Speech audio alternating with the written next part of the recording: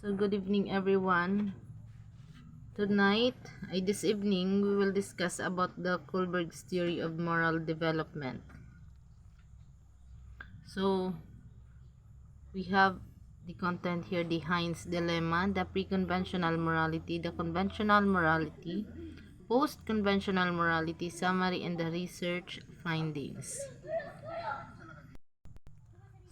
So before we start, let us define first what is morality.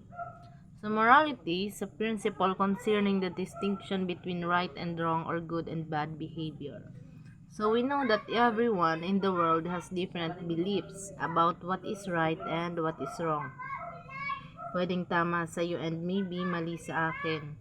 And that is a bit difficult. For say example, to kill a person. We all know that this act is a crime and not right. So we all agree that this is wrong. So that is the universal principle of what is right and what is wrong. So there is a famous psychologist who named Lawrence Kohlberg. He was born on October 25, 1927 and died on January 17, 1987. He was an American psychologist and educator, best known for his theory of stages of moral development.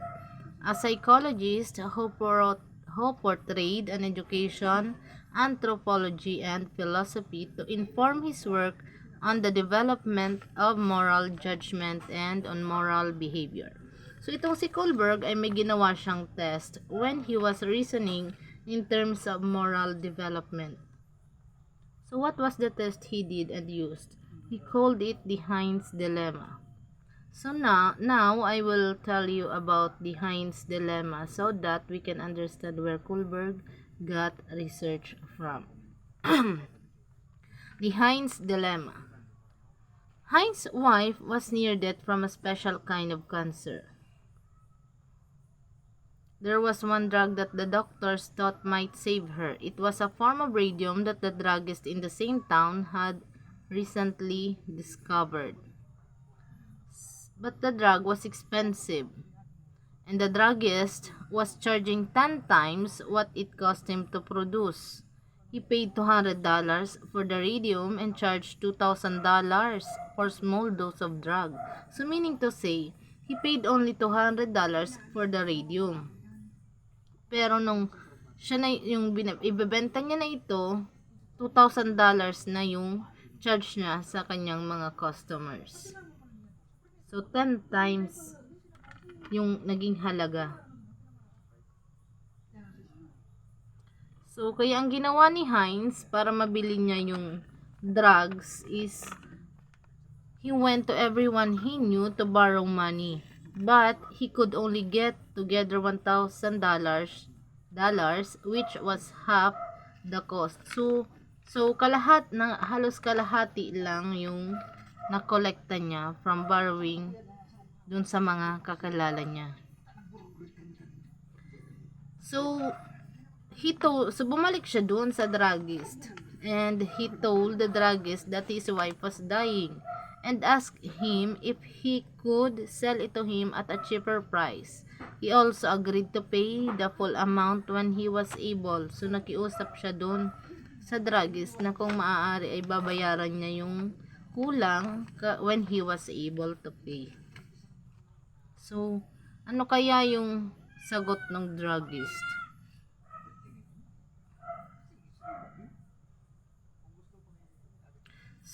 So hindi pumayag. The druggist said, "No, I discovered the drug and I expect money from it." So ano na lang kaya ang gagawin ni Heinz? What should Heinz do? So kaya ang ginawa niya, because he was desperate, he broke into the man's store and stole the drug for his wife. So para sa inyo, tama ba yung ginawa ni Heinz? And that's the question. Should Heinz steal the drug for his wife? Yes or no? Well, pwedeng sumagot kayo ng ng yes or no. So, kung ang magtatanong nito sa inyo ay si Kohlberg At ang sagot ninyo ay either yes or no. Well, Kohlberg actually did not care whether your answer is yes or no, but rather he cared about the reasoning behind your answer.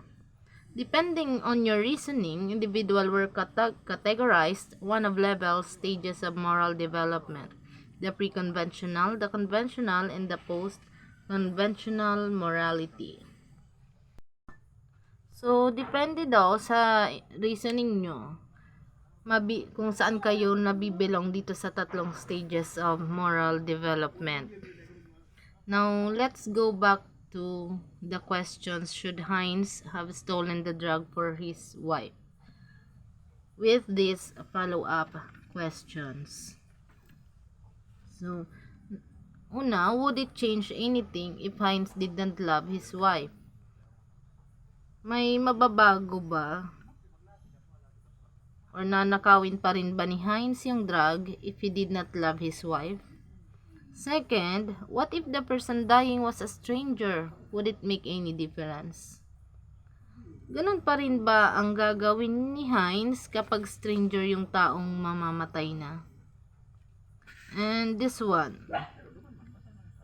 Should the police arrest the chemist for murder if the woman died? So, nakuha na ni Heinz yung drug. Napainom na niya sa kanyang asawa pero namatay pa rin ito. Responsible ba yung chemist? Should the police arrest the chemist? So, heto yung mga tanong na binabato ni Kohlberg sa mga participants niya sa kanyang research. So, by studying the answers from children of different ages to these questions, Kohlberg hoped to discover how moral reasoning changed as people grew older. The sample comprised 72 Chicago boys and aged 10 to 16 years, 58 of whom were followed up at 3-year intervals for 20 years. Kohlberg, 1984. So, ibig sabihin, for say example, nag-interview siya this year. So, after 3 years, yung in-interview niya, i-interview niya ulit. So, after ng 3 years na yun, he found out na nag-iiba pala yung moral stages of development as they grew older. So, each boy was given a 2-hour interview based on the 10 dilemmas. What Kohlberg was mainly interested in was not whether the boys judged the action right or wrong, but the reasons given for the decision. He found that these reasons tended to change as the children got older. So, yun na nga, nag-iiba yung reasoning ng mga bata habang nagkakaedad sila.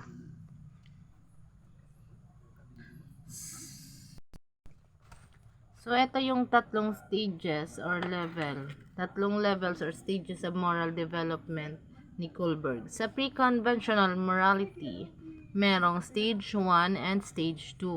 Sa conventional morality, merong stage 3 and stage 4. Sa post-conventional morality, merong stage 5 and stage 6. Now, let's go back to the Heinz dilemma. So, we are now going to assess where you falls on the level stages of Kohlberg's moral development, and let's find out how advanced your moral thinking according to Kohlberg. So, I have here 3 options. Among these 3 options, I want to choose one. So, be careful because later on, we will find out kung ano yung levels or stages ng moral development kayo nabibilong. So, we have here an option A. Heinz should steal the drugs and not go to prison as this is unfair. Option B. Heinz should not steal the drugs since he would be breaking the law. And option C. Heinz should steal the drug and accept any prison sentence. So I want you to choose one and you have 10 seconds to answer. You can type your answer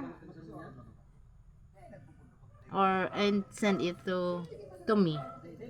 Direct message me. So, start kita ng 10 seconds.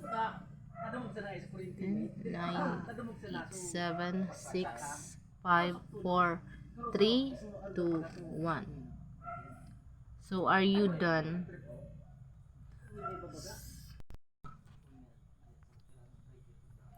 So, if your answer is B, you are probably in level 1,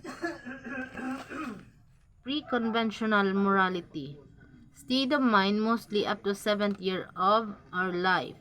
Right and wrong determined by the reward or punishment.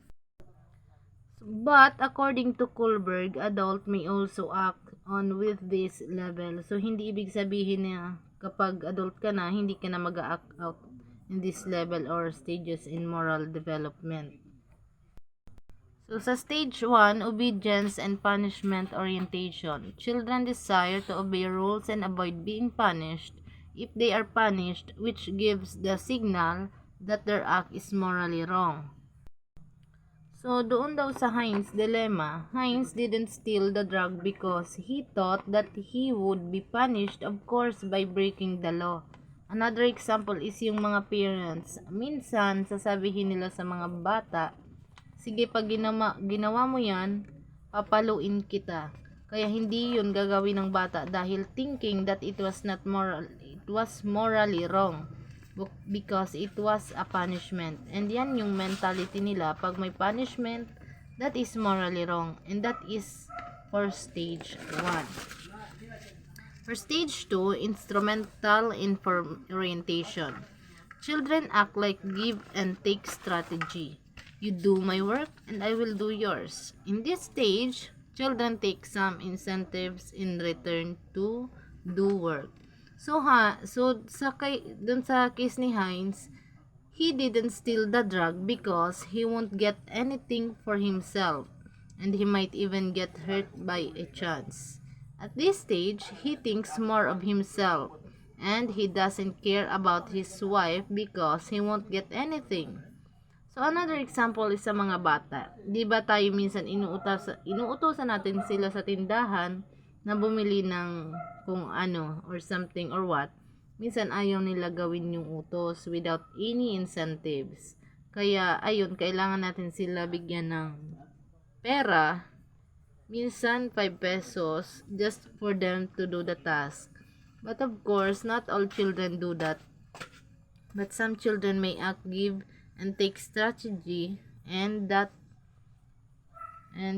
is true. And that is for stage 2. So, kung letter C naman ang answer nyo is Heinz should steal the drugs and accept any prison sentence. You are probably in a level 2 conventional morality. 8 to 13 years old. Views of others matters, avoidance of blame, and seeking approval. So again, it does not mean na 8 to 13 years old lang ang mag-act out nito. It could also be adults. Most likely, it changed at this level or stages na nagle-level up na sila into these levels or stages at those bracket of age 8 to 13 years old. So, sa stage 3, good boy or nice girl orientation. People want to be praised and want to be seen as a good boy or nice girl by others. People want to attain good social status and recognition. Sa case ni Heinz, ninakaw niya yung drug. He stole the drug thinking that people around him will think that what he did is a heroic act. Kasi kapag hindi niya yun ginawa, people might think that he is a bad person. So because he did, the people he knew socially would think that he is a very kind person. So sa stage 4, law and order orientation. People became aware of wider rules of society and follow the law to avoid guilt. So Heinz stole the drugs, of course, he breaks the law. In returns, he will be having prison sentence because Heinz is one of the people who is aware of the vital rules and follow the law to avoid guilt. He accept the prison sentence.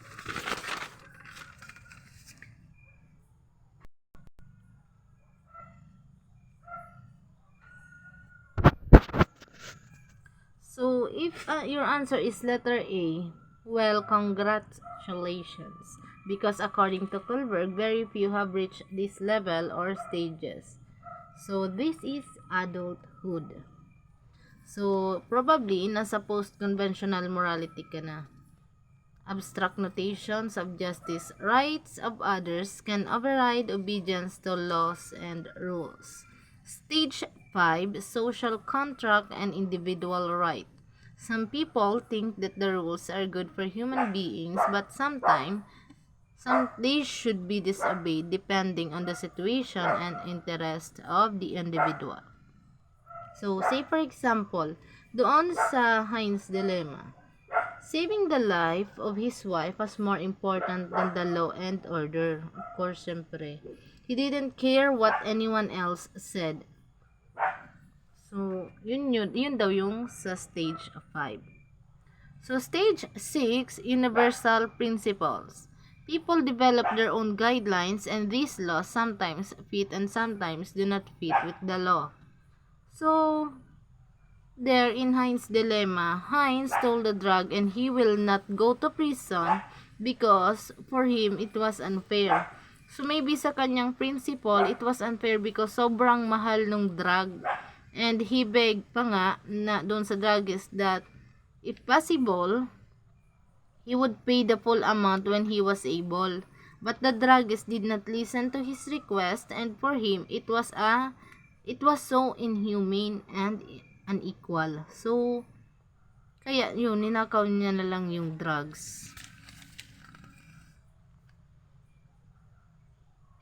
So, now we have the summary. Pre-conventional morality, we have the stage 1, obedience and punishment orientation. Stage 2, instrumental orientation. Conventional morality. Stage 3, good boy and nice girl orientation. Stage 4, law and order orientation. Post-conventional morality. Stage 5, social contract and individual rights. Stage 6, universal principles. So, sa research findings. So, kay Kohlberg 1984, 20 years duration of 58 American males who progressed predicted through 1 to 4. 10 to 16 years old, stage 1 and 2 decreased and stage 3 and 4 increased, but only 10% of stage 5 in their 30s. No evidence at stage 6. So, walang umabot ng stage 6. Kay Snarry naman, 1985, meta-analysis of 44 studies from 27 cultures. So, sinuport na si Kohlberg prediction through stage 1 and 4. Sa stage 5, more on Western cultures than rural or village cultures. So, mas madami daw na umabot ng mga taga-Western kumpara dun sa mga taga-village. Sa Cross-Cultural Analysis of Japan ni Aizawa, 1992, U.S. participants favored Heinz stealing to preserve his wife's life. So, yung Japanese participant thought he should not steal to preserve a clean and pure life. So, medyo malaki yung kaibahan ng paniniwala nila. Kay Carol Gilligan naman, dito, 1982, Kohlberg is sex-biased. Androcentrism, JK or andro or man or male. Kohlberg only interviewed males. Tama naman. Lahat naman ng in-interview dito ni Kohlberg, halos walang babae. Female, stage 3. So, yung mga females, umabot sila ng stage 3 and male, stage 4 and 5 principles.